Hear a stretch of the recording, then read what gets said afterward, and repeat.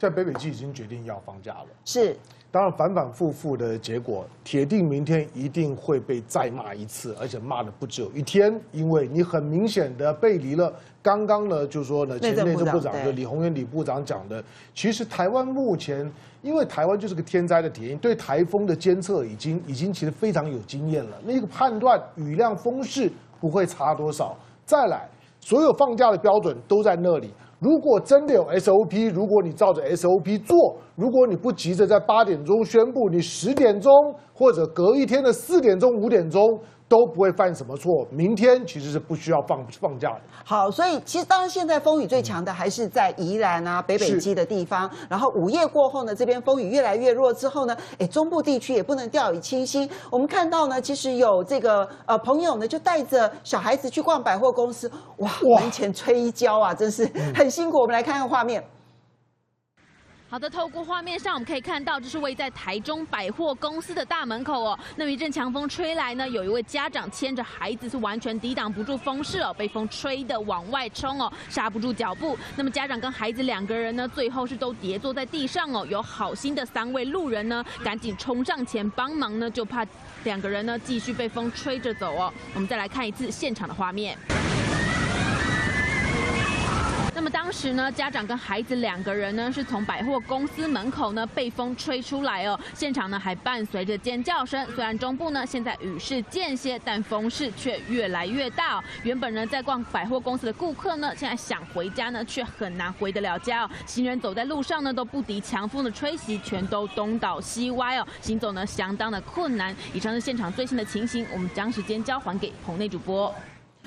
好，当然这次因为过去的经验不一样，过去中秋节呢都会塞在高速公路上面，这次没有，这次塞在铁路跟高铁上面，跟过去经验不一样。对，好，所以呢大家会觉得有一点困扰。不过最麻烦的是，你这次放假，明天我相信产业界会有很多的声音，会觉得怎么可以这样子放？不过我们已经有台南的观众打电话进来了，这个台南的观众。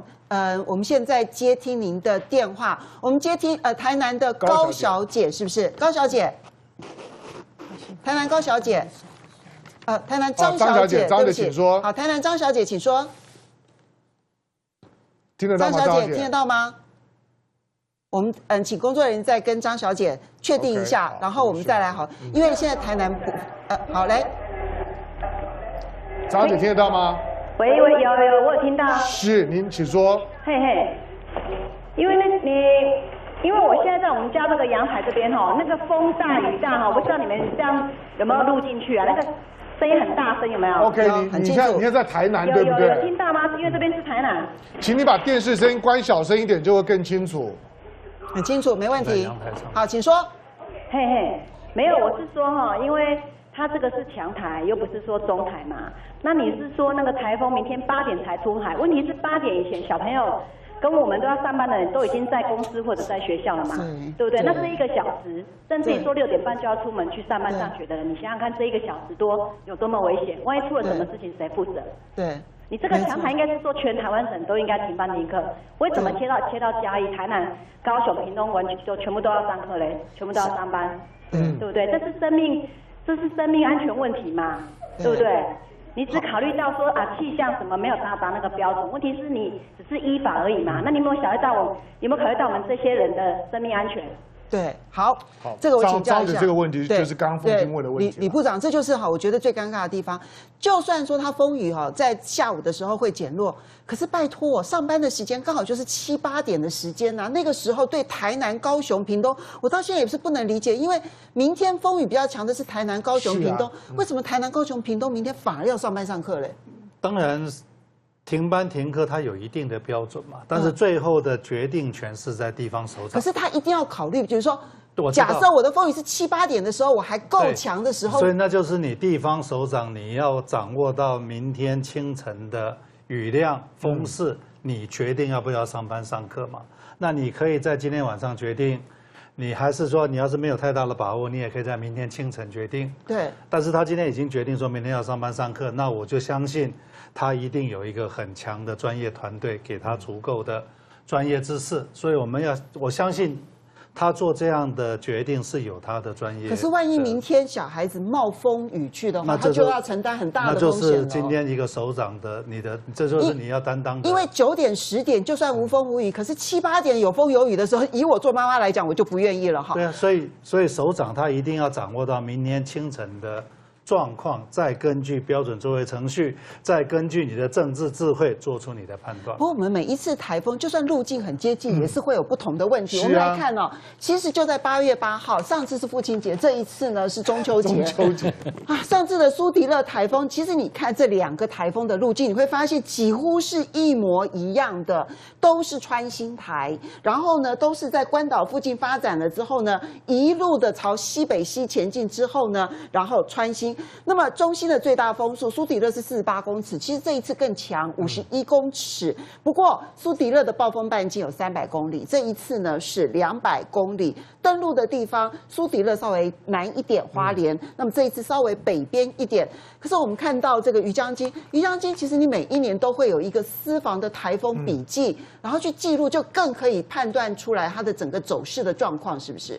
的确是这样的，每一个台风来，每年我有一张图，这个张就把一年当中所有的台风记录在这里。但是超过东经147度以东的地方就没有，因为这个图就在147度以西，所以以前所讲的都是西太平洋的台风，大概都在这个里面。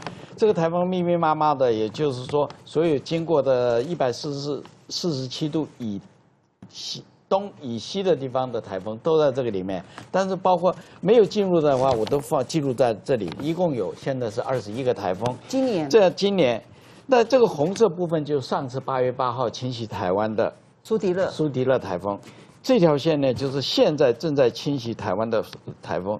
你看它的这2个等于是平行线。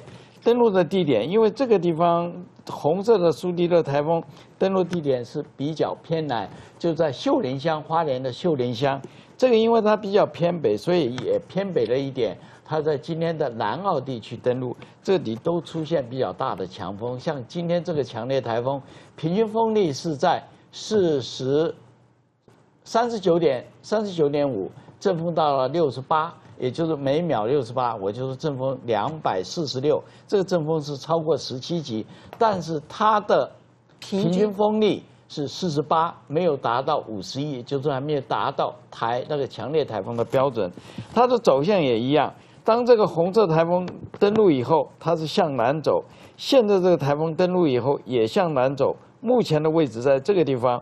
所以我在标示一出来，它很快的出海，大概就在晚上12点就会出海。出海以后，它强度会减弱。我刚才在说明的时候，现在台风眼很不清楚，除了用雷达或者是每个站去分析它的中心位置以外，你很难从卫星云图去表示。但是，一出海以后，经过中央山脉以后，它会破坏，强度会破坏。所以我特别强调说，明天中部山区、南部山区雨势大，比较风力大的也是在中南部，所以刚刚讲南部不放假，那是首长的问题。以这个台风来讲的话，北部的风力反而比中南部会来得小。明天反而是明天上午这段时间，所以整个台风呢进入到大陆地区以后，很快的减弱。所以我特别强调说，明天中午以后解除台风警报的几率是蛮高的。好，所以我们看到几乎路径完全相同的台风，可是呢，每一次台风你会发现政治判断都会出一些不一样。